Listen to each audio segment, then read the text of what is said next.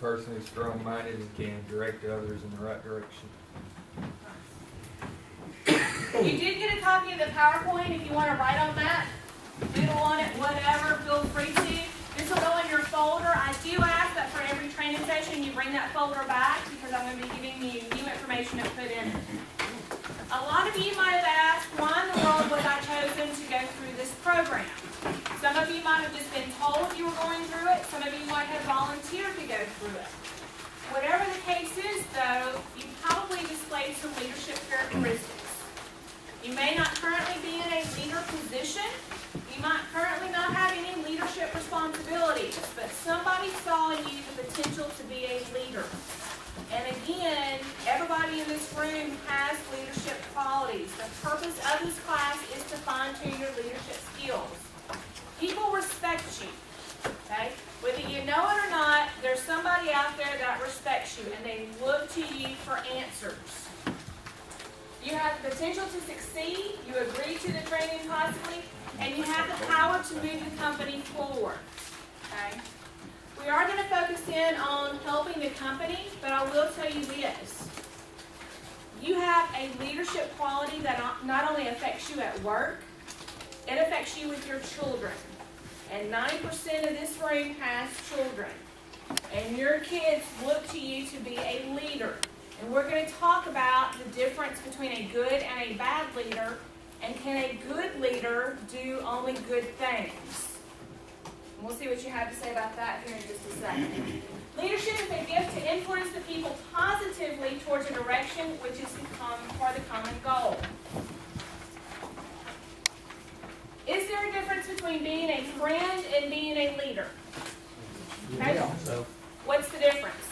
friends will let you get away with something. Leaders sometimes got to tell you when you're wrong and you're right. Okay. A friend will let you get away with something. A leader will have to tell you when you're wrong. Does it always work that way? No. No. What sometimes happens? Anger. Say that again. Anger. Anger coming from the friend. Both sides. Sometimes. You think that you're his friend, you go, y'all just because he's your friend, not just because he's your leader. And when he don't because he's your friend, he thinks he ain't got to because he's your friend. Very good. How do you handle those situations? When you have a friend, y'all are really close, hang out together, go fishing together, work together on the same line forever. Suddenly you're given some leadership responsibilities and they believe, I'm your friend so I can do whatever I want to. How do you handle those situations when you have to make a tough decision and that person thinks, well, that doesn't apply to me? Friendship's not as you want. I mean, he ain't that much of a friend if you can't respect that you're in charge, that he can't deal with it. Okay. Friendship stops when you get the door. Okay. Take a different role. Is it always that easy though? No. It's not. No. And even if you need to pay your bills, he's stopping. Actually, pays you. Friend, you don't. That's true. Money is a motivator. We all have bills. Some of us even have a brand new house, so I know y'all got bills. I think communication would be a big part of that. Okay. Communication is for us what? What things need to be communicated? Whether there's a problem or not, I think if everything is laid out, and I think sometimes that's what many of us don't do, is I think if everything is laid out in the open, then many times there won't be as much, well, he didn't tell me this, or she didn't tell me that. If it's laid out where you can see everything, then I think that's the best way to handle a situation. Okay. How many of you have been involved in some type of change, whether it's a process that has been changed, a policy that's been changed, whatever? How many of you have been involved in that? Just Okay. today? Last hour? How many of you have been involved in that change and you thought it was a bad change? Okay. How many of you got to have a say-so in that change? Okay. Here's one thing that I have learned, and this has to do with generations. If you look at the older generations, they're from the mindset of, you tell me what to do and I do it. Okay? That's just the way it is. I may not like it, but I have to do it. The newer generation has that attitude, but there's a caveat. You can tell them what's gonna have to happen, but you need to tell them why it's going to happen, and then you need to give them an opportunity to tell you possibly why it should not happen that way, okay?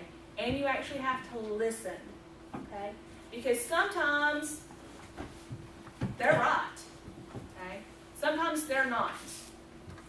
The trick is they will have to have that respect and go ahead and say, okay, I'll do that. A change just happened to me recently. I don't like it. I do not agree with it. But by George, I'm going to do it. Because I was told by my supervisor to do it, and I respect my supervisor, and I'm sure there's a method behind the madness. But the communication part, understanding the why, and listening to them will help. In some cases, and we all know this, it will not, and you just have to suck it up and get over it. You may lose a friend. They must not have been that good of a friend if they can't handle that, because there is a difference between business and pleasure. But it is very hard to maintain both as a leader. Okay?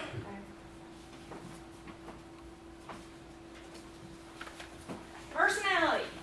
Everybody has one. Sometimes it's not the most pleasant. Leadership styles are often an extension of the personality of a leader and are shaped by the needs of the position. How many of you consider yourself to be a quiet person? Raise my hand for you, Harry. What are you doing raising your hand? I'm a quiet person. Don't worry, We all have to deal with personalities, because does anybody have the same personality style working around them? No. How many people have extremely moody people working around them? Okay. I need you to open up your books on the left-hand side. There's a little test, for lack of a better word. Go ahead and take that out. And what I want you to do is tear off the back page.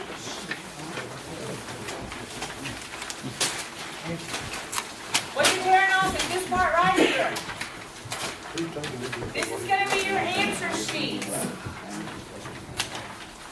For instance, number 1, when the phone rings, do you hurry to be the first to answer it?